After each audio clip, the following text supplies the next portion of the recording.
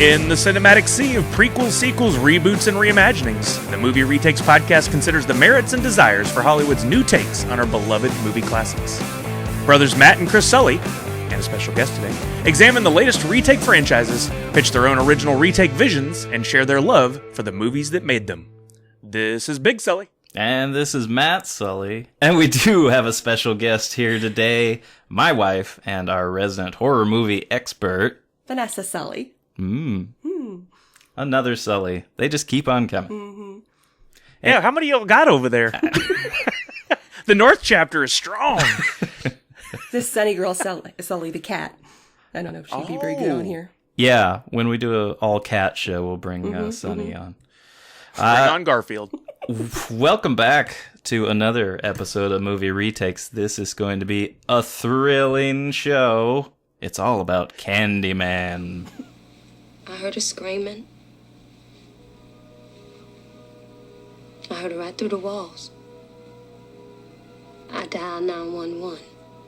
Nobody came. Nobody came. Everybody's scared. He could come right through these walls, you know. I'm scared. Scared for my child. They ain't never gonna catch him. Who? Candyman. Don't say it 3 more times. How many more times do I say Candyman? You're supposed to say it 5. I mean, I feel like we're going to say it way more than 5 during this podcast, but I got all the mirrors covered. I'm good. There's no mirrors in here. She looks around. And you need to, as long as you don't say them consecutively. Right, that's We're it. good. But what you should be doing consecutively is liking everything and following us and subscribing. Segway King. And, do all that. Show us some love. We've got all the Twitter. We've got anything you can think of. We're on there. So go find us, follow us, and love us, please. And we would love your reviews, specifically on Apple Podcasts, if you will. Every review helps push us up the chain, if you will, so that those algorithms will list movie retakes when people search movie podcasts. We got a great review from my longtime friend Cheesemo, simply titled Wowzas, with like 18 S's at the end. So that's good, I think. Anything over 17 is a win. I love this new and unique podcast in these days that podcasts grow on trees. Do you like movies? Do you like to LOL? Do you like to inhale H2O? Then this just might be a show for you. Give it a listen and you won't be disappointed. That's Thank nice. you, It is nice. Thanks, Cheese. Cheese. Yeah, I got out. We have some questions and some things that we will be talking about today. What are they, sir? Why movie fans shouldn't fear horror films, what Candyman star wished our guest host a happy birthday, and how much is a bee sting worth? How much bee sting would a bee sting sting if a bee sting? Oh, no. That's all I could hear when I was reading that one. I don't think I could have made this movie. I would have had been hypnotized as well. We'll talk about that later, but... And yet another segue. Yeah. But until we get into that, what you watching? Oh, man. I have a little time on my hands these days. I'm doing a lot of streaming. I'm doing a lot of podcasting and guesting, but I always make my time for my movies, my TV, my podcasts. Got to stay balanced. New movie, The Old Guard on Netflix with Charlize Theron. Watched that the other day. Loved it. I want to watch it again. The Warrior Nun series on Netflix. It sounds insane. The trailer sucks. And I was like, I don't know, but I need content. Loved the series. Reminds me a lot of Buffy the Vampire Slayer. Really good. If you guys are looking for something, I think it's based off a comic book. Highly recommend it. Agents of S.H.I.E.L.D. is better than it's ever been. I'm loving that week to week. Doom Patrol on HBO Max, I can't get enough of. Sadly, they're releasing that week to week, which pains me. I want it all right now. And a new series on Netflix. It's a smaller series, like 6 or 7 episodes, called Godless. Highly recommend this. It's a Western style tracking down the outlaw situation. Very, very good. I highly recommend it. You're going to recognize a lot of faces in there. Yeah, I think I've seen the cover for that. I seem to remember it was kind of in the background where I thought I might watch that. Good story, good acting, beautiful cinematography. They just did, like, I am really amazed that's a series and not a movie. It's just gorgeous. Reminds me of Hateful Eight in the cinematography a lot. Okay. Podcasts, I got Mark Maron's WTF podcast. I listened to the George Lopez episode this week. ID10T with Chris Hardwick had Ron Perlman on, Uncle Ron, for the 5th time, and somehow still comes up with great new content talking to him. He's got some good takes on the whole COVID thing. And then games, I'm doing a lot of gaming. Call of Duty Modern Warzone, Animal Crossing, I've now logged over 300 hours on. Rocket League, celebrating the 5th anniversary, and Candy Crush, I'm looking at you two. You're ahead of me still. I'm at level 3,750, and I'm coming for you. Amateur. Where are you at now? I didn't want to hear. No, I'm not that far ahead of you. I'm looking. 3,039.07. Oh, that's pretty close. I'm wondering, though, you mentioned Warrior Nun. Is that the sequel to Velocipaster? Oh, yeah. Remember we saw Should that? be. Can't wait. It's the same universe, I would think. That's an amazing trailer. If you have time, highly recommend watching the trailer. Not so much the movie. Yeah, I don't know. Maybe. It says he's a man of the claw. Man of the claw. Pretty Yeah, much. I just picture a crew getting together on a weekend and like, what do you want to film? Like, the first thing you can think of, and then they just go. They have one of and those film it. things with the balls, like from bingo, and it has like little pieces Yeah. of paper in it. The terrible You know, idea. Roulette. Velociraptor and a priest. Yeah. Go! Oh, yeah, the combo. What wardrobe do we have left over from some other films we can use? Oh, a pasture? Oh, come on, we can do that. Yeah, nice. Well, we've been watching Modern Family. I think we're at season 8 now. Yeah. We finished Dark. Watched the 3rd season in one day. The day it came out. I heard great things. It's amazing. It was great. Honestly, I think Amazing. season 3 wasn't my favorite, and I was a bit scared because they were having new sort of introductions of ideas, concepts, and stuff. And I'm like, oh no, you're going to add too much. But it all came together It comes really together nicely. beautifully. Yeah, and Good. you know what? You're so scared because you like something so much that the ending has to be good, right? And it was. Yeah, like it was we're quite we're good. very happy with the ending. We want to watch So it that's again. officially the end of the series? Yeah, the That's end of it. the Or just the series. season? No, Series. series is done. Okay. 3 seasons, and it's exactly how many it needed. Mhm. If you'd have kept going, it would have been too much. Yeah. And yeah, still I've been recommending it all this time, and I still recommend it. We're excited to watch it all over again. Yeah. Highly recommend, though. I had my laptop up with the family tree in front of me as we were watching it, just to keep track, because it's like Game of Thrones. It's a Game of It's Thrones Game of Thrones situation. times 3, because it shows different times, right? Yeah. So it's a lot. And it constantly changes, like where this person falls in the family tree from one episode to the next, because some other realization happens, and, so it helps. That is a strange tree. It's a strange, Yeah. messed up tree. There was a website at one point that you could go on while watching Game of Thrones that wouldn't spoil anything, that showed you where everyone was at and the family trees. I wish somebody would do something like that for Dark, because I don't want to have it out and spoil anything by looking. There are Yeah. ones on that you can Google that don't have spoilers. I thought of that too. Okay, good. I thought of that Gotta too. find that. But even when you look at the family tree, you're Yeah. like, I still don't get it. It's still very confusing, but it's great. They did a great job. Let's see what else we watched. The Matrix trilogy, because that just happens every once in a while. Because you should. Yeah. Yep. Finally got her to sit through Tremors all the way, and she loved it. Gave it 8 stars. I don't know. Stresses Out of 4? me out. Yeah. I love Tremors. Yeah, I do too. I don't know. I don't know. I love a horror movie any day, but there's like 2 or 3 movies Matt makes me watch that are just too much for my nerves. Tremors is one of them. The other one is Brewster's Millions. Don't watch it. God, no. No, don't say that. It's one of the best movies ever made. I like it, but it stresses me out. It's just the stress. Oh my You God. can't handle Can't it. handle Is he it. going to make Yeah, it? I know. Every time. I don't like this. It's so close. Yeah, it's Can very you do- stressful, but it's good. We watched Fight Club. We watched National Lampoon's Vacation. Moose out front, shit, told you. Let's see, what else? I watched, we watched Zodiac 2 and When Harry Met Sally. We just watched last night again. And yeah, we've never get tired of that movie. It's a perfect romantic comedy. Like, it's just a great movie. It's so funny.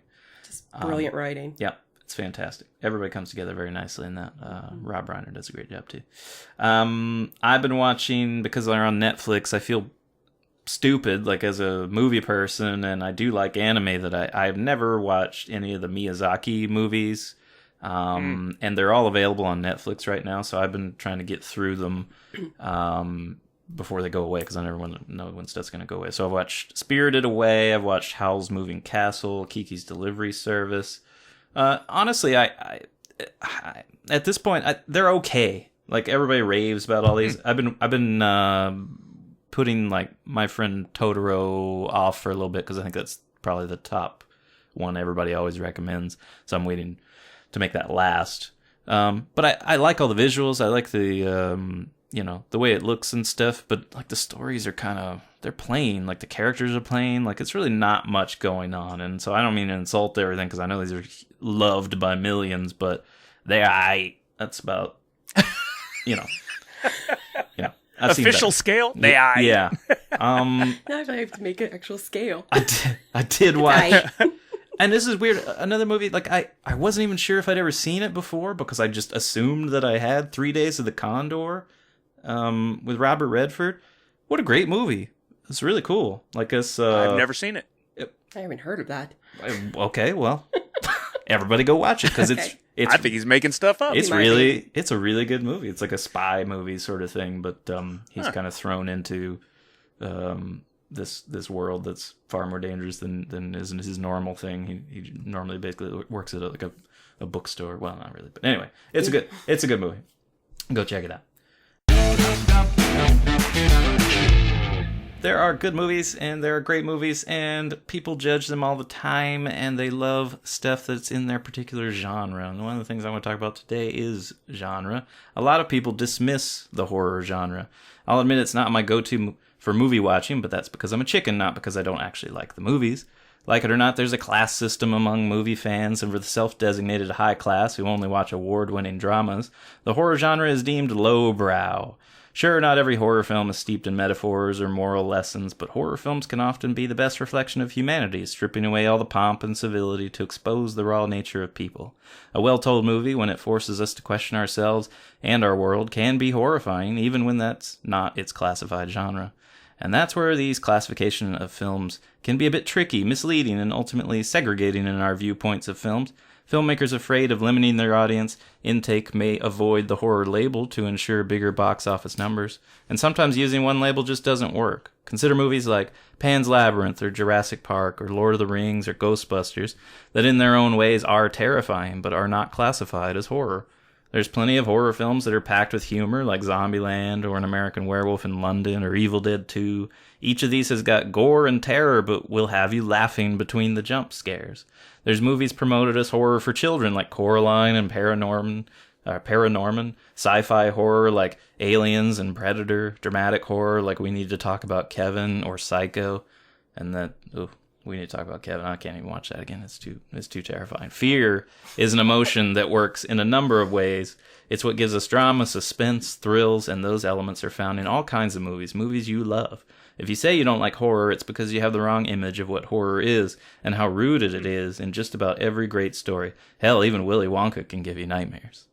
Willy Wonka's terrifying. You are so glad you have me. I introduced Make some you to good points horror. there. I often, when I hear people say horror, I go to one thought, and it's usually like Nightmare on Elm Street type stuff is what I think of as horror. But you're right. You list so many movies in there that I love, from Zombieland to Predator, that they're hard to classify as horror, but they are. Right. And you're absolutely right. And I defend the Saw series to everyone. Like they immediately turn their nose up at it as some sort of gore horror, which it is a lot of. But if you read the storyline through those, brilliant writing. It's amazing what they did across multiple films, and no one ever talks about it. It's a real shame that they just ignore it. Yeah, and I remember really liking the first Saw. The first Saw is great. I didn't get it into very the rest much. of the series because when we were watching the second one, it got more into that that particular type of horror where it was more like torture. porn. Yeah. And Yeah. that's not my bag. Yeah, I don't really like that either. I look away at those moments in those films. I don't need to see it. After that girl got thrown in the bed of needles, or the Yes, vat of yes. needles, I was like, I can't watch this anymore. The dude had his arms twisted off, or Chester Bennington was super glued to a car seat. I can't watch that crap. I'll look silly. away, but the story is just... And the Chris Rock is doing one with Samuel L. Jackson that's Yeah. in that universe that Spiral, we're supposed to I think. have by now. I'm super excited about that because I think we're finally going to get more of that story. Yeah, I was actually kind of interested in that one. It's yeah, the Saw universe? Yeah. Oh, I didn't know that. Uh-huh. Yeah, I think it's called Spiral. It has to do with that, the I think so. spiral that's in Interesting. throughout the stuff. But I think that was supposed to come out like 2 or 3 months ago. Yeah, and they had to delay it. It was one of the first ones they had to delay for all this. So I don't even know when it's coming out. I'll have to I've look heard it up. nothing on postponement for that one. I just keep hoping it'll be one of the ones that they'll say I can rent for $19.99 or whatever. I would be happy with that. I need content. My God, I need content. Well, we just miss the movies, Yeah, we were talking about it Yep. the other day when it was so hot. I just want to go to the movies. And I love going to the movies to see scary movies. That's the best. Oh, That's my favorite. I love horror movies. You both know that's my go-to. Like, anytime I want to watch anything, I'll watch a scary movie that I've seen 100 times. But I don't go for what you were talking about that you think of horror as, those like slasher, Friday the 13th, not anymore. Like any of those. Yeah. I go for more the psychological horror, like when you talk about Kevin, or even, what was the one, Paranormal Activity, that kind of thing. I like those. Oh. Where things you don't really see too much, but it's still terrifying. And Matt wouldn't Nope. see any Those of these movies if it are- wasn't for me. Yeah. nope. But Those you are do like permanently some. banned in this house. Yeah, I do like them. Yes. It's like I said, but it's okay that I'm afraid to watch them. He does get scared with the ones based in reality, he says. Yeah, Yes. see, Yeah, he see gets I'm very, more, very and we scared. talked about that, where any zombie movie that comes out, I'm right there. I'll watch it. Doesn't matter how bad it is. I've watched a lot of those TV shows too, the zombie shows that come out, and I love it because I don't ever feel like it's, all the characters and stuff. They're supposed to be real people or whatever, but as soon as you show a zombie, like I don't have a real fear of them because it's fake. It's not a thing that I'm afraid of happening, so it's okay. But It's then all you fantasy. were scared of 28 Days Later, which is zombies. That was a new kind of zombie, though. That's a I say, I'm good with slow zombies. You give me the fast zombies, I'm out. We watched that not that long ago. Again, World War Z? Oh yeah, I like that movie. Yeah, But- It's really good. Yeah. But particularly 28 Days Later, when they made the zombies fast, I'm out. I don't like Because that. I can't beat that. I can beat the slow zombies. They're a joke. I would laugh. They would be much like Zombieland. But the fast zombies, Cardio. no, I'm going to die. Cardio. I ain't going to make it. Well, I think the ultimate downfall is everybody's fear of confrontation. Like if some zombie came up to you, you would do like me and be like, you don't believe that it's actually a zombie. It's some dude playing a joke. And then the next thing you know, you're bit. And then the next guy gets the same thing because nobody's going to believe it's real until you're Shaun like, of the Dead? is this real? She's so drunk. Yeah. Yeah. Shot when they're throwing the records at her in the backyard. Batman soundtrack. good. Throw it. Look, I just came out of a relationship. I don't think I'm quite ready for this. He takes a Polaroid of him. Yeah. Want that's anything good. from the shop? Yeah. All right, and we are talking about Candyman. This is going to be scary if you've not seen it. You should go watch it. We'll get into the whole recommendations and scoring and all that sort of stuff. But I think this is our first true horror movie that we've addressed. I mean, we've talked about other ones that sort of do the blend, where Gremlins is in some parts a bit terrifying, but this is an actual horror film. Candyman, here's the synopsis for the original. It came out in 1992. The Candyman, a murderous soul with a hook for a hand, is accidentally summoned to reality by a skeptic grad student researching the monster's myth. Okay. This starred Virginia Madsen, from Dune. We had a Dune episode, and we're fans of hers. She's also in Hot to Trot, which I completely forgot about that movie with Bobcat Goldthwait from 1988. So when I saw that, I'm like, okay, I gotta put that in there because I don't think anybody saw that. We saw it, right? I remember. I saw it seeing as a kid. Yep. Yeah. Highlander 2, which there was recent news they're gonna do another Highlander, which you know what I'm all right with. I think that's Same. one of those that there's room for that.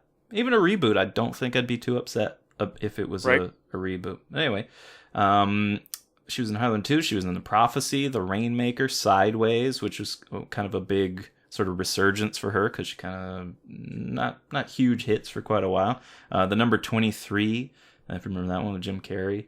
And I like that movie too. It's a Schumacher movie.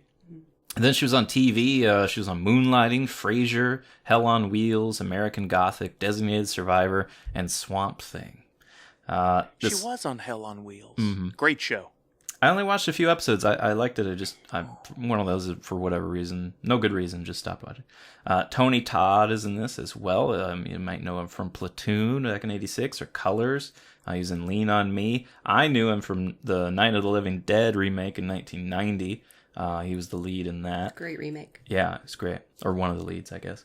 I guess the girl's the true lead. He was in The Crow, too. The Crow in 1994. He was also in the sequel for Candyman, Farewell to the Flesh in 95. He was in The Rock, if you remember. He was like one of the soldiers, I believe. The Rock. Yeah. He was in Candyman, Day of the Dead, the third in the trilogy. And he was on a lot of television. He was in a couple of Star Trek shows. He was on Next Generation. He was on Deep Space Nine. He was in Stargate SG-1. He was on 24. He was on Chuck, The Flash. He did some voice work for DC characters, which he's got a tremendous voice, so that's what he should be doing. Did some voice work for Transformers, a bunch of video games. And this guy has 15 projects right now that are either in pre- or post-production. So he's still grinding them out. We've got Xander Berkeley in this. Cool name. Sort of. Okay. I mean, I don't know. Whatever. Insists upon itself. Is it though? Whatever. He was in Volunteers in 85, Tapeheads in 88, Fabulous Baker Boys, The Grifters, Terminator 2, A Few Good Men, Apollo 13, Heat, Leaving Las Vegas, Barbed Wire, The Rock, also in The Rock, Bulletproof, Air Force One, Gattaca, Amistad, Taken, Kick-Ass. This guy's in a lot of stuff. You know of him. You've seen good him. ones. He was on TV. Everybody probably knows him as Gregory from The Walking Dead. He was the leader of that particular, what was it called? Hillside or something? I don't remember. Yep. Or I do remember. Nikita, he was on The Mentalist, Salem, Aquarius, and on 24 as well. So there's some overlap with him and Tony Todd. Maybe they're buddies. And he also did some voice work for Spectacular Spider-Man, Teen Titans, and Justice League. So, yeah. So, I mean, they both have steady stuff all the time. Got Cassie Lemons in this. Now, that's a cute name. You can't argue that. Well, that's adorable. Yeah, that's adorable. She was in School Days in 88, Silence of the Lambs in a very 91. similar role. Yeah. Hard Target. She was on a variety of TV, from Spencer for Hire to The Cosby Shows, The World Turns, Undercover. Vanessa Williams is in this. She was in New Jack City in 91.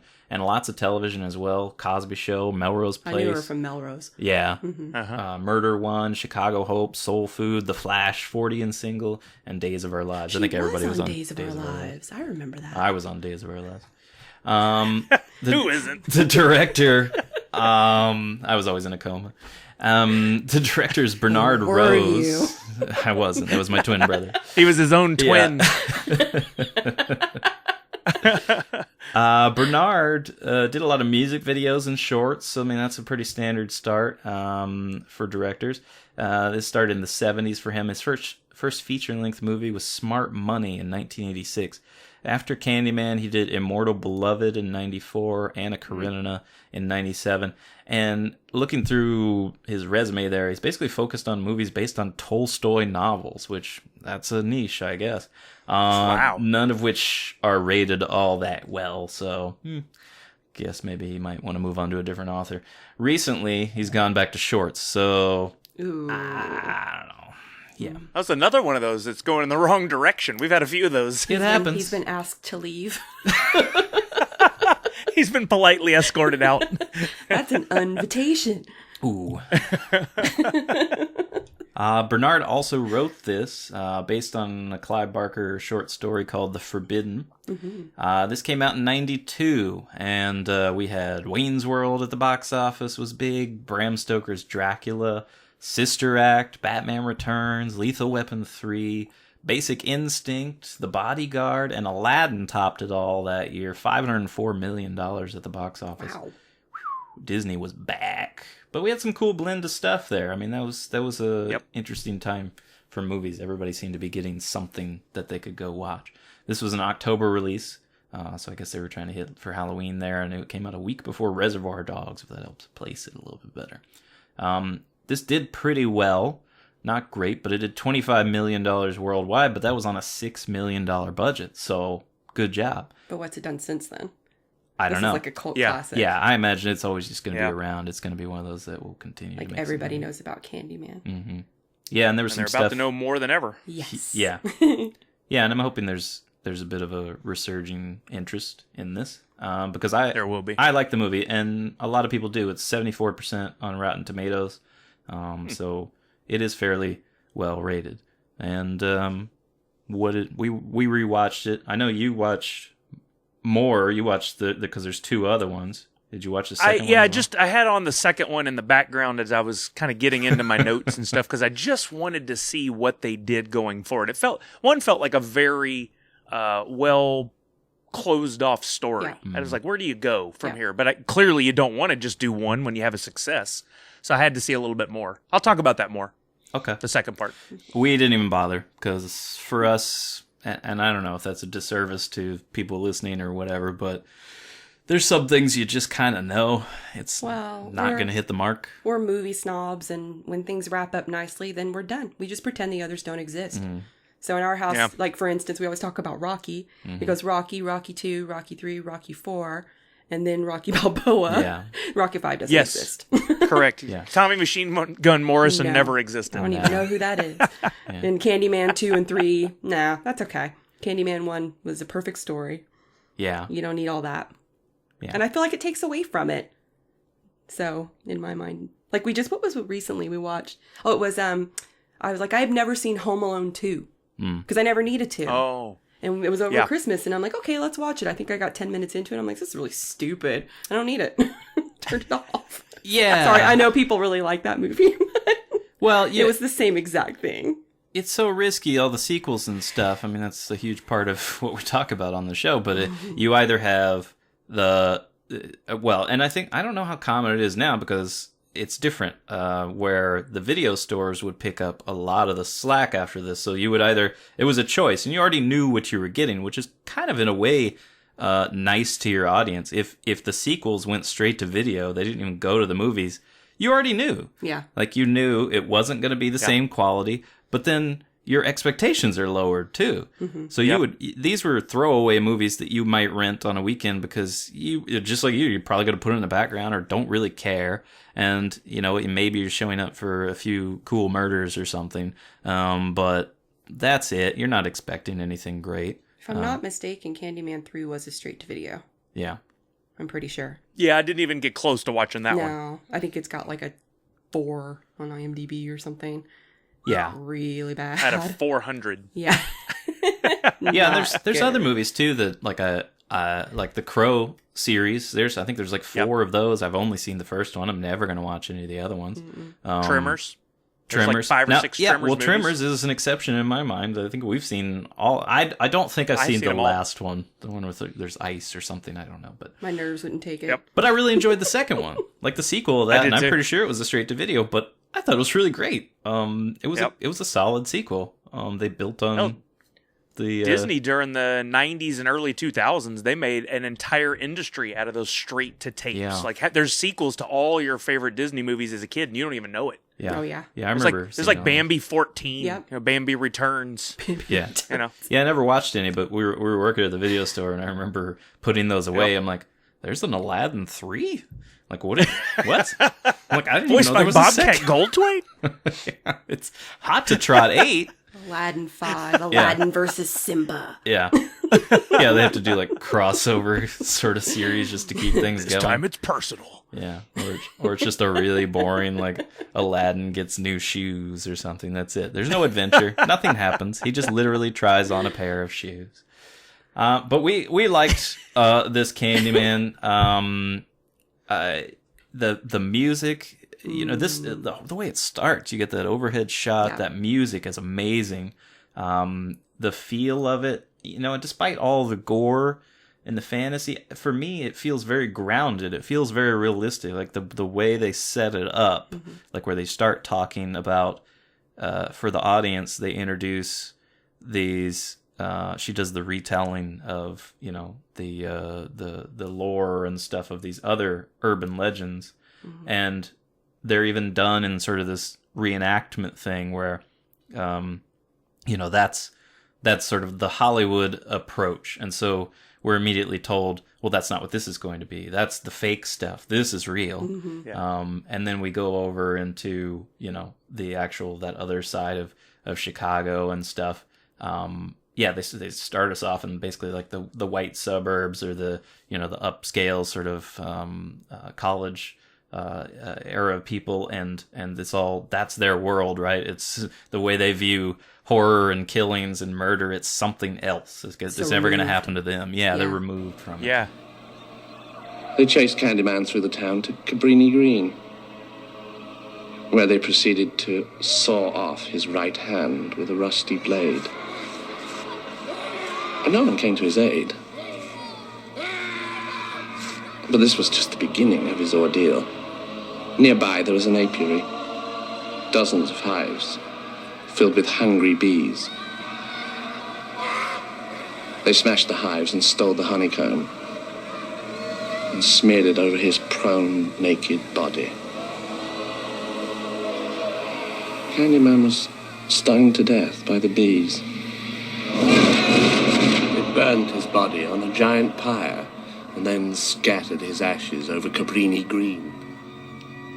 And so when they do go over and they get into like this real world and the whole Cabrini Green area being an actual place, and people already there was talk about, that it was dangerous and stuff. So it does a great job of grounding it. And so even when all that, it does get into the fantasy and he appears and he's just spooky as all hell. Like it still feels, I don't know. Like I said, it's grounded. It's scary in a different kind of way because it loses that whole Freddy Krueger sort of, let's see what weird way he's going to kill somebody. It's not about that. Well, it's very seductive, I find. Yeah, that's the a whole movie, different element. Like I think what draws you in there is it is really scary. The music's really scary, but immediately it's romantic. The lighting, it's soft when they show her, and her voice is very, I don't know, she has a way about her. Virginia Madsen, she's just beautiful, and she's an amazing storyteller. But I was looking there, like you have Bram Stoker's Dracula, it's got the same thing. It's a horror movie, but it's also very romantic. It's romance, yeah, you're right. We have a bargain. But I'm afraid. Do you feel the pain? Or what is beyond? Both. The pain, I can assure you, will be exquisite. As for our deaths, there is nothing to fear. Our names will be written on 1,000 walls, our crimes told and retold by our faithful believers. We shall die together in front of their very eyes and give them something to be haunted by. Come with me and be immortal. And then also, this is based on The Forbidden, which is by Clive Barker, who also did Hellraiser. Hellraiser is horror, but it's also very sexual. There's like this undertone of, so it's more of a love story. So I think that kind of draws you in. The characters feel more real, where like you go see any of these slasher movies like we talked about before, you don't care about them. They're going to get killed. They're going to get ripped apart, and that's it. But you kind of, you care about her. And I have a special connection with Candyman. I have to go see the movie. I was ordered to buy him through a cameo that my friend sent me that for my birthday, where he tells me about the movie and says hello to my family. It is amazing and terrifying. Hey, good morning. How are you, Vanessa? I hope you're doing well. I've done a lot of work in Canada, particularly Vancouver and Toronto and Montreal. I understand you're missing your family back in America.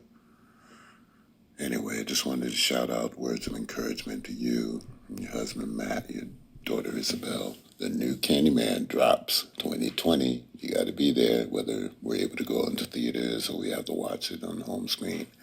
It's a monkey paw production, and I can tell you that there's going to be more. Anyway, sweets to the sweet.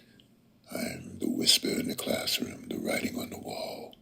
Forever horror, forever peaceful. God bless you guys.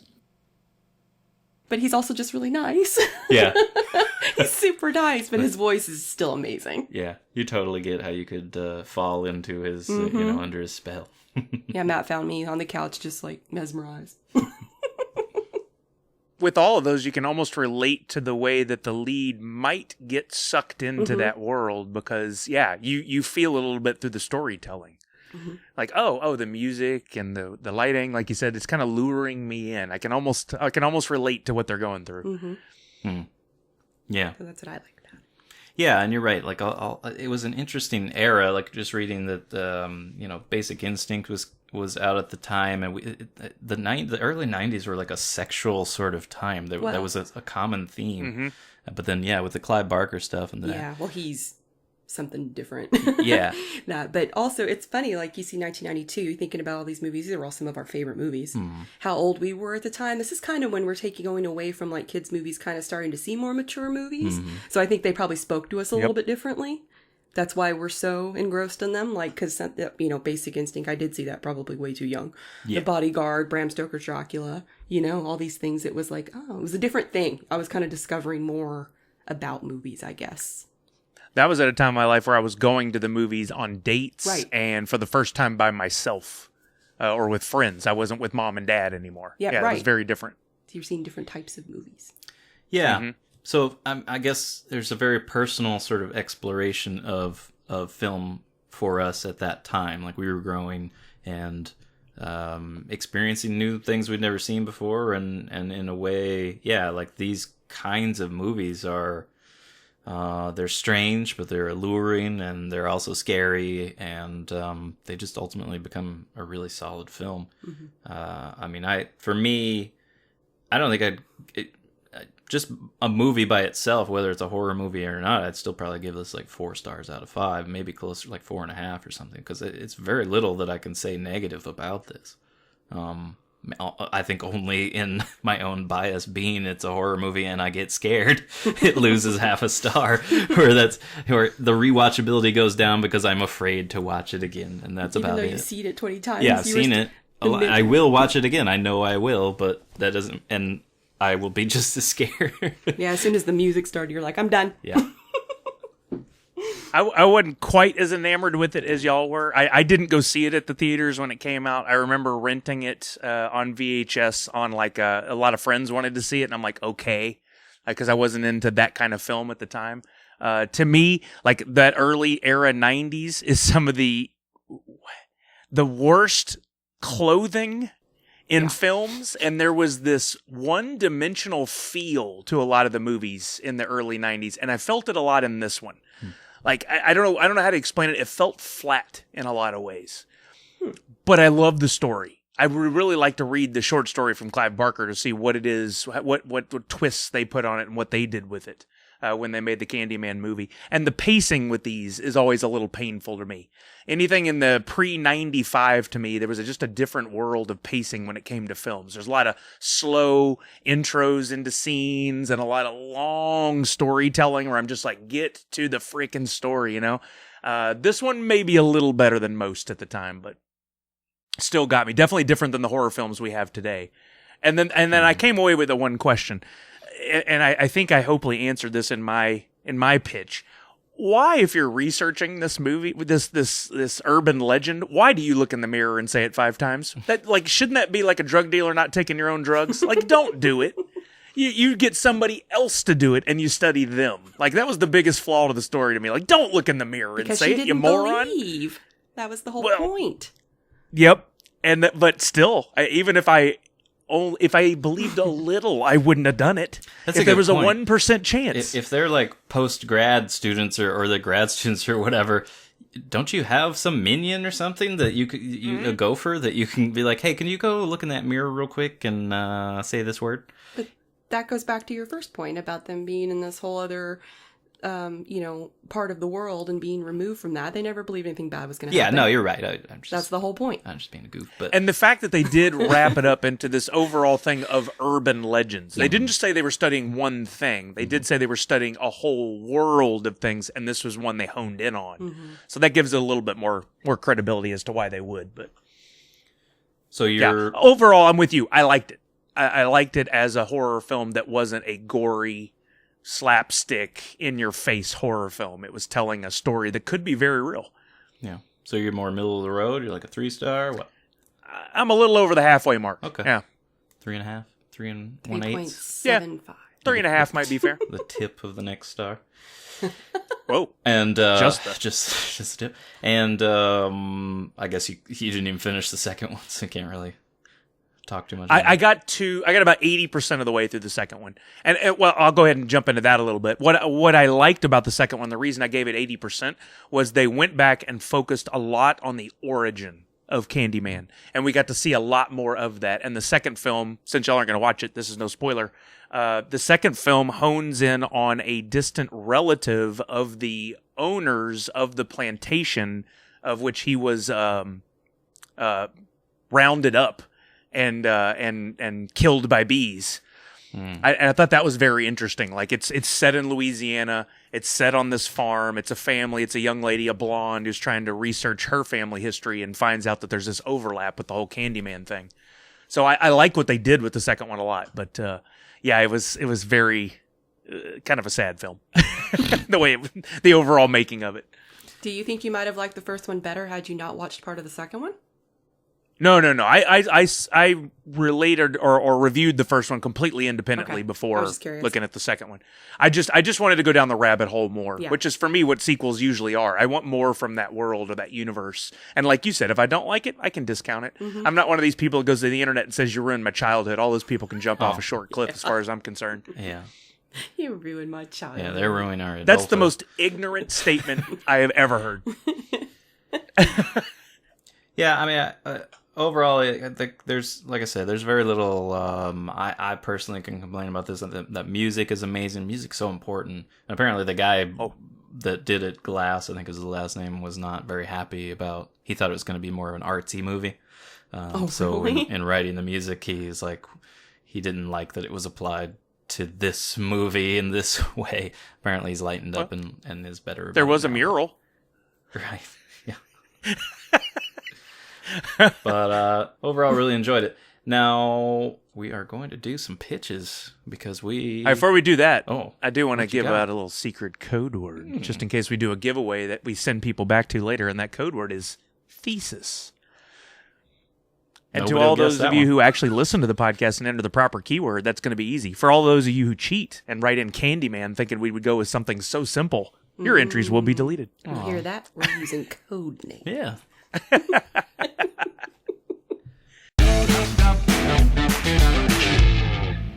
All right, so All right, sorry. No, it's fine. We did do a pitch together, a husband and wife writing team.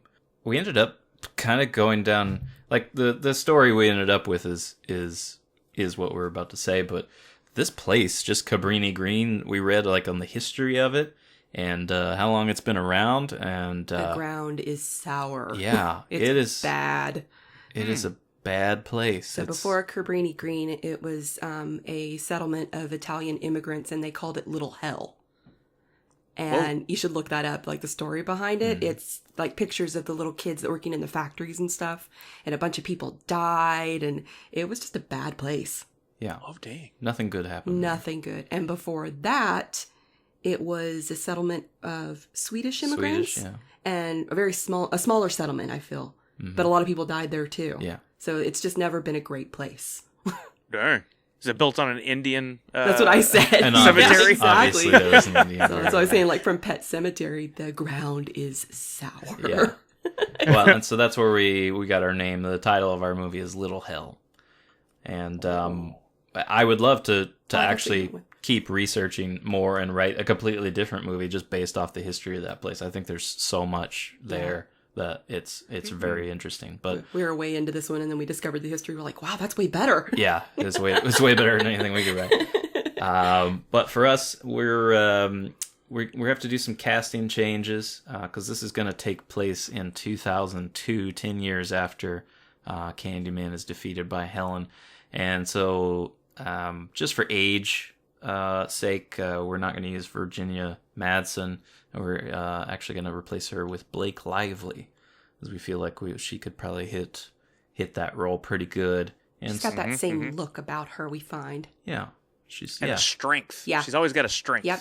Mm-hmm. I like her a lot. We're also going to have Andre Holland in this. I think a lot of people would know him from the Stephen King show Castle Rock. Castle Rock. The first season of Castle Rock.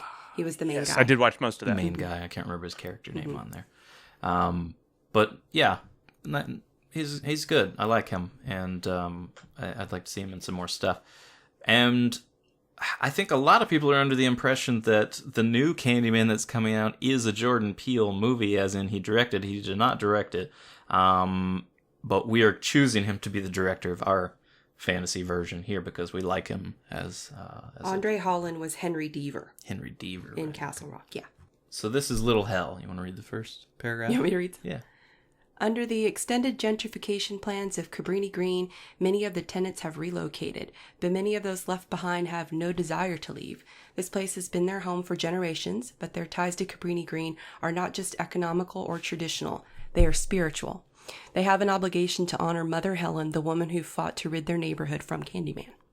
One of the first buildings to be erected is the Near North Library. In an effort to show the new construction will honor the lives of its current residents, a modern art installation is added which mimics the shrines of Mother Helen and Candyman found scattered through the apartment buildings that will soon be demolished. The artist, who views the paintings as meaningless, mocks the beliefs of the locals, dismissing Helen as myth. Big mistake. Folklore of a people she never understood.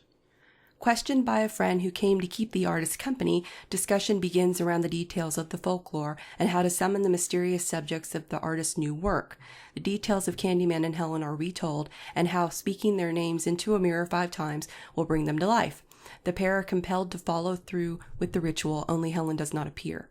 The artist runs low on painting supplies and is forced to conclude her work for the evening. As the pair of women approach the glass doors of the library, only then, in the reflection of the glass, does Helen finally show herself. Mm-hmm. With her favorite toy, Candyman's old hook, Helen kills the artist and her friend. With their blood, she completes the mural and lets those altering her neighborhood know, I live. Quotations, I live. Concerned with endangering the progress of this new neighborhood, the police actually respond to investigate the murders. Construction halts, and those behind the project are furious. They know those opposed to the new construction are behind the murders, and with millions of dollars in late penalties at risk, they have to take matters into their own hands to get construction back on track. James, which that'll be Andre Holland, yeah. Working for RWG, the developers behind bringing a new face to the old Cabrini Green, has been tasked with finding out who is behind the resistance and killings. A young black man who genuinely thinks the new construction will help the residents improve their lives was a leader in getting support from local community. Though a non-believer in the local folklore, he has made enough connections to freely speak with everyone about what may have happened at the library. Meanwhile, others at RWG Development are getting retribution on those left in Cabrini Green, destroying the monuments to Helen, upsetting her, and unknowingly returning power to shrines for the former demon that once haunted the residents, Candyman. While Helen is losing power, Candyman is slaying locals, and James is caught up in the middle. To find out more about the murders he once thought were gang killings spun into myth, James goes to his father, the retired detective Frank Valento. Frank doesn't want to talk about the killings, but when James tells him about the new murders, Frank is forced to share what he knew about Candyman, Helen, and what she became. They know that Candyman has to be stopped, and the only person that can kill him is who killed him before, Mother Helen. The Valento father and son return to Cabrini Green to rebuild Helen's shrines and pit her against Candyman. The men each call the killer spirits into one of the empty apartment buildings set for demolition. Frank is killed by Candyman and thrown from the building while James is protected by Helen and manages to hide. One of the RWG contractors witnesses the fight between the supernatural killers and decides to set the charges early, bringing the building down around the 3. Candyman and Helen both die, but she manages to keep James alive. The developers decide the local folklore needs to disappear with the old buildings. The library mural is painted over and the shrines are removed, and no one speaks of the spirits of the proud Cabrini Green for so long, but Helen is not forgotten by all. James Falento takes it upon himself to become the caretaker of the lore. He writes the story of Candyman and Helen and stows it away along with the hook he found in the rubble of the demolished building. He writes, "For Tony" on the lid of the box, and James's young son runs into his father's office. James hugs him and says, "I love you, Tony, and I'm sorry." Ooh. Sorry, I got tongue-tied because I hadn't read the last part. No, it's cool. Okay. Well done. Thanks. I do like the end. Yeah. Yeah. I like it. Yeah, I do too. They're very visual. I really like the visual of the end. It's a family legacy, unfortunately, now. So yeah, the detective is from the first one who knew Helen before she changed and then saw what she became, basically. And and now his son, who was hoping to do good things, I don't know what's really going to happen after that. It's one of those open-ended sort of things, like, well, now what? Poor little and then I gave a nod to Tony Todd there by naming the kid Tony. Mm-hmm. I saw, as soon as you said it, that's what I thought of instantly. Well done. Mm-hmm. That's fun. I like envisioning you two sitting down working through this pitch together too. I like the idea of doing that as a couple. That's great. We didn't fight. Not at all. No. There were no fights at all. No, I don't think we actually didn't did. actually. We kind of talked it through. No, I don't like that. Change to this. That kind of thing. But yeah, it was kind of fun. Like I told you when I was messaging you, Chris, when I can't believe you guys have done this so many times. That was hard. Trying to think of like where to take the story, like where to even start without it being corny. My first thought was to do something completely different, but then I'm like, I don't really like that. It seemed like a cop out. So like I like how it turned out. I both fear and love the process of writing the retakes. Every time I watch the movies and I panic. I'm like, oh crap. Like, how am I going to do this? Like, and then I think, oh, I got this great idea, and I sit down and write, and it immediately changes into something else. It's never linear. I was telling you guys before we recorded, like, I jump around between things, and I'll start writing, and then go, oh, well, crap. Now I see why they did this in the other movies. I got to go back and set this up a little better. Like, I don't know how somebody writes a full screenplay that's pages and pages, hundreds long, with all the script and stuff. Like, how in the hell? Yeah. Crazy. I see why they take books that have been written and convert them to screenplays. Yeah. Because you're reading it and you're in your head, you're like, oh, I can envision this. I can see. And now I can actually write this world out into a screenplay. That's a special skill I don't have. But man, I praise the people that do now. Well, you're one of them, whether you want to be or not. So let's hear it. All right. Yeah. I struggled with this one. I think this was probably my second hardest one behind Dune. But definitely had to do it. I am going to go, for once we're going in vastly different directions, with one exception. I am going to do a full reboot of this one. I don't normally go that route, but after watching the first one, I felt it's a good, solid structure that could be a better film. And I'm going with, it's just going to be called Candyman. And my director is Jordan Peele. So there's our overlap. Nice. Because I love Get Out and Us. I think he is a wonderful storyteller. I didn't know he's not directing the new Candyman. I didn't either until Matt told me. That's crazy. So that's good to know. So this works. I'm not stealing. I just couldn't get it out of my head when I heard his name associated with it. I was like, this is the guy for it. Stars are Michael K. Williams. You might recognize him from The Purge, Anarchy, 12 Years a Slave, and he was on Boardwalk. He's got a really raspy voice, and I think he'd be a good replacement for Tony Todd. Yeah, I like that guy. Diane Kruger from Inglourious Bastards, beautiful blonde-haired lady. And I think it's important for the story, if you're going to do the remake, that she does need to be from the lineage of the plantation owners. Look-wise. So I wanted to do a recasting, but needed to kind of stay in that same genre. And then Bernadette is going to play a bigger role in this one. She'll be played by Rosario Dawson, because I love Rosario Dawson. I was gonna think, because Rosario Dawson. Because Rosario I think it's implied that she's also, in I think all my movies, but I just don't. She's got a depth to her. She's a strong female, and she's got a depth to her, and she can really act. You just got to give her the right part. So, complete reboot, updated to match the times, but I've got some twists. So here we go. Like in the original, Helen Lyle, played by Diane Kruger, is a graduate student researching urban legends. Through her online research, she finds out about the Candyman, who can be summoned by saying his name 5 times in a mirror, causing him to appear and kill the summoner with a hook that was attached to his bloody stump of his right arm. Helen and her thesis writing partner played by Rosario Dawson, who have teamed up because they each returned to college after several years and shared that more world experience vibe, visit the scenes of Candyman's related disappearances, many of which are areas of town that they probably shouldn't be in. At some houses, they find families living there, others abandoned homes. At each crime scene, regardless of the state of the home, they find images, traces of the Candyman-related art, painted or etched into the walls and floors. His face, the hook, replaced with the sawed-off hand, bees. In one abandoned home in particular, they find a giant mural of the Candyman and an altar laid out before it, complete with recently placed, recently burned candles. During their research, they meet Philip Purcell, a former professor turned author who has been following their progress through social media posts. Purcell tells the ladies the story of Candyman, shown as a flashback to a time shortly after the Civil War, and this is where I think the whole second movie that they did originally make did a great job of expanding on the origin story. I want to see a lot more of that. I think in order to relate to Candyman, we need to see a lot more of that story told out. Candyman was part of his research on urban legends, but he convinces them that the story was not worth pursuing, being nothing more than that, an urban legend. So this is honing in on the fact that I didn't believe why she would look in the mirror and say it before. You said it. She needs to fully believe it's not possible. It's not real. This idea that the Candyman legend was nothing more than a made-up hoax makes Helen want to dive deeper and removes her fears. So she and her writing partner, Bernadette, look in the mirror and say his name 5 times. Nothing happens. Until, during a late-night writing session at Bernadette's place, it becomes clear to Bernadette and Helen that they have feelings for one another. Helen's conflicted by these feelings and leaves the apartment to head to her car. Her head and her heart are spinning, leaving her distracted. It is at that moment that she's confronted by the Candyman himself. This was no urban legend, and Helen is now a part of it. She had tried to discredit the legend of the Candyman and had angered him. So she now must do her part to perpetuate the story and is told to shed innocent blood. Hellison wakes in a pool of blood, holding a knife. It isn't her blood.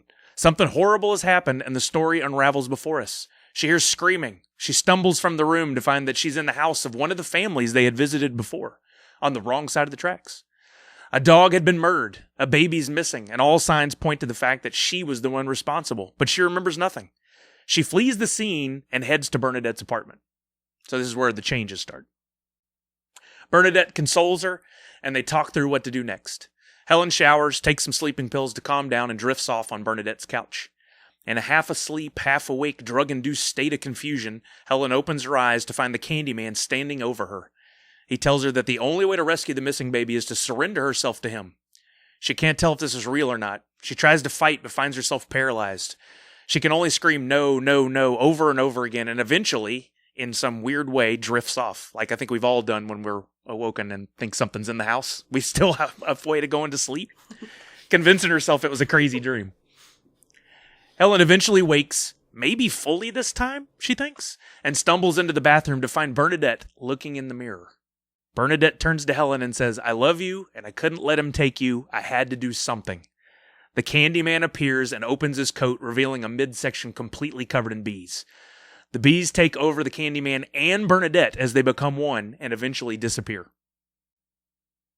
Helen returns to the home with the giant mural and altar to find the missing baby. And the art of the mural has changed. A likeness of Bernadette appears next to Candyman, chained at his side, with a look of horror on her face. Helen takes a moment to study the mural, but knows that she most likely will be arrested if she stays or tries to return the baby herself. So she heads across the street, calls in an anonymous tip, and she waits to see that the police arrive and remove the baby from the home, and then she leaves. She knows her life will never be the same. Fleeing the crime scene most likely means that she will be arrested. Bernadette is somewhere else, most likely dead. She crushes her phone, which surely would be traced, returns home, packs a few bags, and heads out.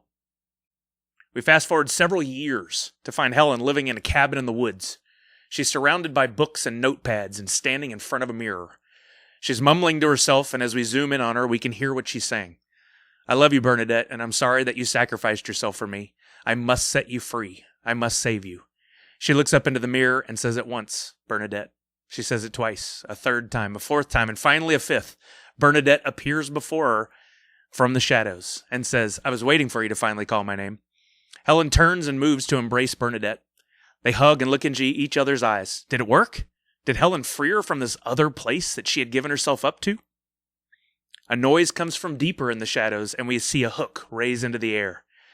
At that exact moment, the lights in the room become blindingly bright, and we see that there is much more to the room than we originally thought. Rows of spotlights and metal tubing line the exterior walls, all pointed inward. All the windows are sealed, and there is one open door at the end of the room. Helen grabs Bernadette by the hand, and they run for the open door. They dive out as the door slams behind them, and Helen punches a button on the outside. The building bursts into flames in an instant. They stand and run for the trees, and they just keep running. Eventually, they come up on a car, clearly prepared and left at this precise location. Helen jumps in the driver's seat, turns the key, and they speed off down a long road. They look back to see flames rising in the distance and a swarm of bees raising from the fire. They made it. They're free. Helen looks over at Bernadette and says, "I love you." Bernadette looks back to utter the same, and that's when Helen notices it. A single bee crawls from the side of Bernadette's face and onto her eye. Bernadette simply smiles and raises a hand. Well, a hook. Closing credits. No, not Bernadette. I feel shocked. Yeah. That's pretty good. Yeah, that was nice. I like that one. Yeah. Thank you. Mm-hmm. Yeah, I like the setup, but I wanted to put a twist on it, and I never liked Helen's reliance on her idiot professor husband in the first movie. Yeah. I didn't like that guy. I didn't like that she needed him to be saved, and they set it up that way. I thought it needed more of a female empowerment role to it, and I felt like she earned it in this story. Bernadette, man, she never really. Yeah. She needs another movie just to. It's Poor like Bernie. It's like watch these shows like Sons of Anarchy or Ozark, and it's like, don't they ever just have a day where they go to the park, like where nothing bad happens, where it's just like, go to the movies, like, you know, you have your favorite meal, you go home, you read a book, and you go to bed, and nothing dramatic happened to you that day. Just a boring day. Bernadette's just... At least in Fast and the Furious, they got a backseat or a backyard barbecue with some Coronas. Wonderful. Oh, yeah, that's a lovely day. Yeah, that's great. And then I'm sure a car ran through it all or something. That was on Sons of Anarchy. Yep. Didn't they go to like a carnival or something? Yeah, that was like, yeah, you get 10 and minutes it was a great of joy. day, and then they castrated someone. Yeah, right. Oh, yeah, like just like a clown. Another day No, with the that was Suns. good, Chris. I liked that one. Yeah. Mm-hmm. Thank you. It was cool. I spent way too much time on it. There was all of yesterday.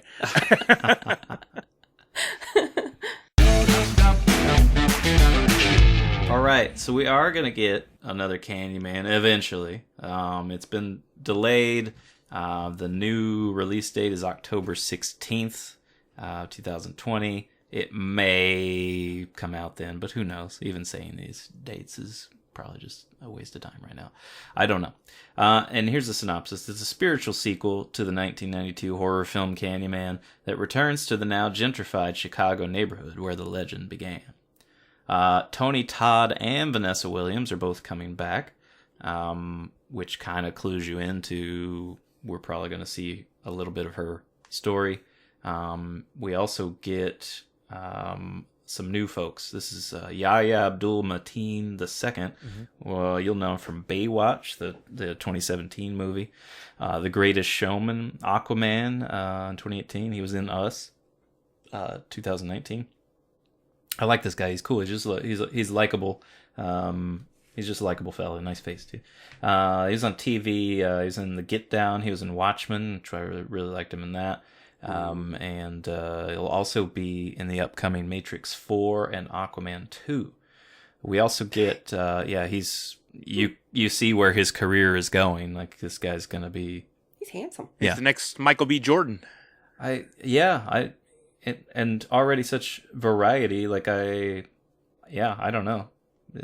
I guess so many movies coming out now are superhero or fantasy in some sort of way. So just percentage-wise, he's going to be in some of that stuff. But I could totally see him breaking off and doing dramatic stuff as well. We also get Tiana Paris.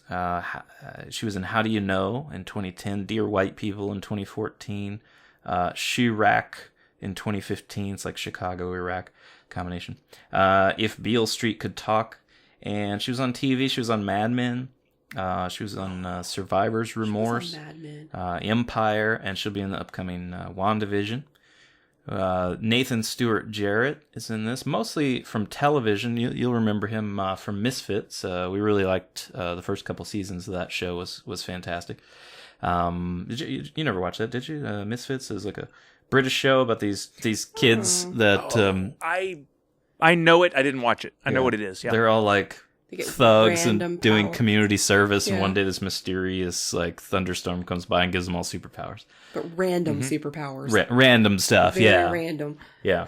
But it's really funny, and just the idea that they're all basically criminals in their own way. I mean, they're not like They're not criminals. They're just like Whatever. delinquents. delinquents, fine. there you go. Future criminals. Allegedly. But like an you old know, man. good characters. Get off my That's lawn. right. Get off my lawn. Anyway, he was in Misfits. He was in Utopia, Prey, Famous in Love, and The Trial of Christine Keeler. I don't know a lot of these shows, but they were on for a little while, and they might be all like BBC stuff or something.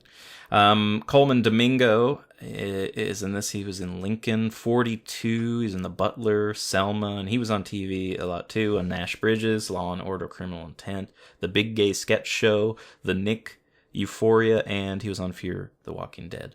I like this guy too. He's cool. He's got a cool look. He's also got a great voice. I know who he is then. Yeah, Yep. I like this guy.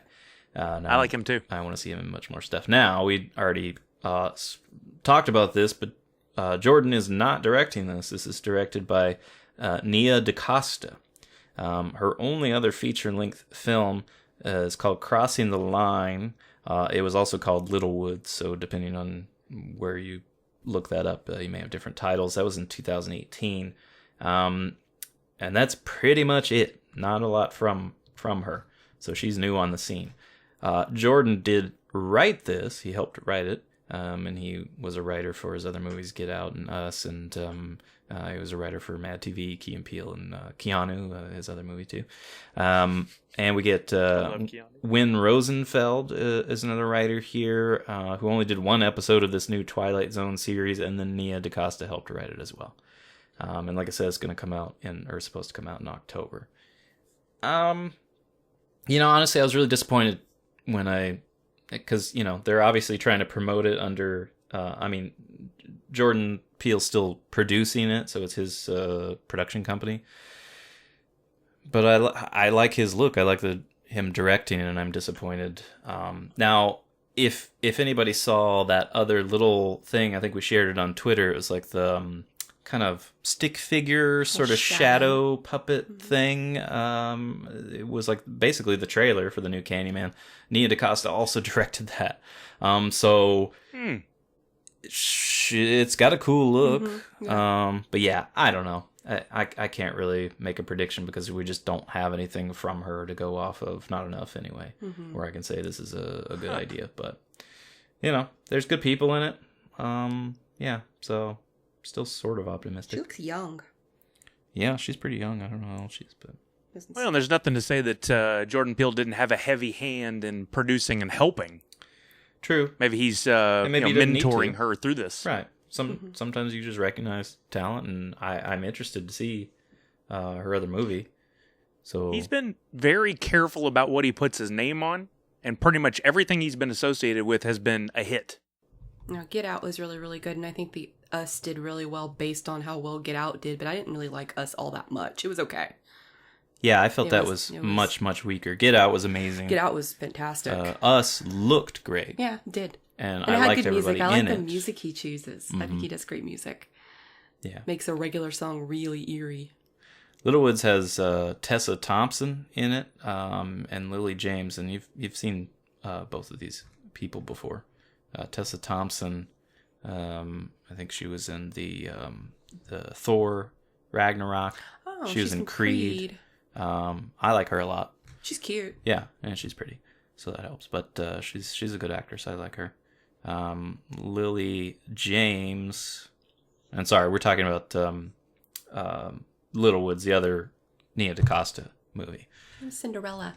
Yeah, Lily is from Cinderella. She was in Mamma Mia. She was in Baby Driver. She was on both of them Downton I Abbey. like. So worth checking out that movie. The rating is 6.1 on IMDb. Anyway, so if you're trying to figure out if you might like Nia DaCosta, I'll have to look up where you can watch that movie. But try and find that. It's either called Little Woods or Crossing the Line. I think I'll probably see if I can find it and watch it before we watch the new one. All right, it's trivia time. Nice. Want me to kick it off? Yeah. I love this part. I know a lot of people have written in and say they enjoy it too, because even though this stuff's all on the internet, you don't often hear it all brought together in one place in a setting like this. So here's the first one. The bees were bred specifically for this movie. They needed to make sure that the bees were only 12 hours old so that they looked like mature bees, but their stinger wouldn't be powerful enough to do any real damage. Oh, that's crazy. Mm-hmm. Tony Todd negotiated a bonus of $1,000 for every bee sting he suffered during filming. He was stung 23 times. I wonder if he tried to get stung. Once you have that in there, you're like, well, screw it, it's $1,000. That was extremely smart. Yeah. To put that in there. Mm-hmm. Exterior hallway and stairway scenes were actually filmed for a few days in the infamous Cabrini Green housing projects, though the producers had to make a deal with the ruling gang members to put them in the movie as extras to ensure the cast and crew's safety during filming. Even with this arrangement, a sniper put a bullet through the production van on the last day of filming, though no one was injured. Oh my God. Seriously? I didn't know gangs had snipers. Like, that's a totally different gang than I imagined. Just to let you know. One of the best kept secrets of Cabrini Green that we've now let out. Yeah. It's not anymore. While investigating one of Candyman's crime scenes, Helen and Bernie discover that the design of the apartment's medicine cabinet made it a possible point of entry for an intruder. This was not a made-up piece of horror movie fiction. While researching the film, Rose learned that a series of murders had been committed in Chicago in this very way. Oh my God. That is terrifying. It is horrible. That's terrible. I'm going to go check my medicine cabinet. I'll be right back. Yeah, pretty much. Yeah. I don't like that. Bernard Rose hypnotized Virginia Madsen for certain key scenes. For example, the sequence with the bees. Virginia is susceptible to stings and was very nervous, so the whole set was cleared while Bernard spent 10 minutes putting her in a trance. Whoa. I also read that somewhere that she made him stop, though. I don't know how they take that away. Yeah, but, I don't know. Like, that seems very unethical to me. Well, she asked for it. I don't know. Yeah, who knows? Maybe To this day, she writes checks to him once a month until he says a keyword. Every time she hears hook. Yeah, he still calls her up every once in a while and makes her, like, make chicken sounds or something. That was the first thing I just thought, for a too. laugh. That's awful. Poor Virginia. The effects crew had a blacksmith make Candyman's hook, but when they went to pick it up, the blacksmith refused to sell it to them. Once he'd heard it was for a Clive Barker horror movie, the devout Christian blacksmith had misgivings about the project. That's interesting. Yeah. Isn't there something in the Bible about honoring your promises? Oh, gosh. How did he know? Eddie Murphy was considered for the title role, but was deemed too short at 5'9". They chose Tony Todd for his height of 6'5". That movie would have not been good with Eddie Murphy. I'm just picturing as killing him and doing that laugh. The laugh afterward. It wouldn't have worked. He's using the cord of blood God. technique. Because I'm a Candyman. Candyman bleed on the inside. Yeah. That's what it would have been a totally different thing. Oh. Yeah. Rose's wife, Alexandra, was supposed to play Helen, and Virginia Madsen was supposed to play Bernadette. But Alexandra became pregnant before shooting, and the new setting of Chicago changed casting to make Bernadette African-American. Madsen thought she was out of the movie completely until Alexandra asked Virginia to take the lead. Whoa. On the film's DVD commentary, producer Alan Poul, P-O-U-L, Powell, said that... Alan, we'll just call him Al, said that had Madsen been unable to step into the role of Helen, the part would have likely been offered to Sandra Bullock. Whoa. Then unknown Sandra Bullock. That wouldn't have worked either, in my opinion. I like Sandra Bullock very much, but... It was right around that time that Love Potion #9 came out. Yeah. She was just... I feel like she would have been too young for that role. I agree. Sandra That's Bullock and actually Eddie why Murphy. I upped the age on mine, too, when I was writing mine. Mm-hmm. Dijuan Guy was too scared to watch the entire film for the first time at a screening for the cast and crew. According to an interview for Shout Factory, within minutes of hearing Philip Glass's score to the opening credits, Guy excused himself after his name appeared and requested to be let back in only to watch his scenes. That was the little boy. That was little Jake. Yeah, Jake. He was like, what, 11 or something? Probably. Okay, Yeah. well, at that age, I don't discount him wanting to do that. Whenever Candyman is walking, his footsteps have no sound, signifying his status as rumor and mythology powered by superstition come to life. At one point, Helen attempts to debunk the legend of Candyman to young Jake by telling him he's just a story, like Dracula or Frankenstein. Choosing these particular characters as examples of just a story is ominous in that both Dracula and Frankenstein were inspired by real-life historical figures. That's crazy. The scene where Candyman's hook bursts through Helen's bathroom cabinet was set up without Virginia Madsen's knowledge, so her terror and shock are real. She ran screaming from the set. Man, you're lucky she came back to finish the movie after Yeah, that. I'm I wouldn't out. have trusted any scene from then on out. I'm out. Like I Some was messed told up this is a ish right Colgate there. commercial. What's happening? Yeah, that would have been pretty scary. Gingivitis kills. They're lucky she didn't punch him. Yeah, that would have been very upsetting. I don't know if I would have come back either. I always love the trivia on the who would have played. Yeah, the it's, I do too. characters. That's my favorite because it's just a totally different thing. yeah, but isn't this like the 8th time we read that it was almost Sandra Bullock? I'm starting to think that's just everybody puts that in there.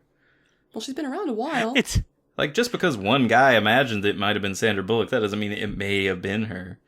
Anyway. We've stumbled onto IMDb's dirty secret that they put that in every single film. One day it's going to be about a man's role. We'll be like, That's Kevin wait a Bacon. minute. Right. Or, She was going to Nicolas play Cage. dinosaur number 12 in Jurassic Park? I call BS. That's right. She did the voice of the Velociraptor. She was considered for the T-Rex. Bullock finds a way. All right. Nice. Thanks for stopping by, everybody. This has been Movie Retakes. We really appreciate you, these loyal listeners who come back time and again. And thank you to my wife, Vanessa, for coming on. Next time we do a horror movie, which, I don't know, Bro and I are so scared. We may be a while. Call them the Scaredy Cat Sully Boys. But we'll have her back and do another one. So thanks again. Thanks for having me. Bye-bye. Nerds Unite. Bye. You're mine now. It's time.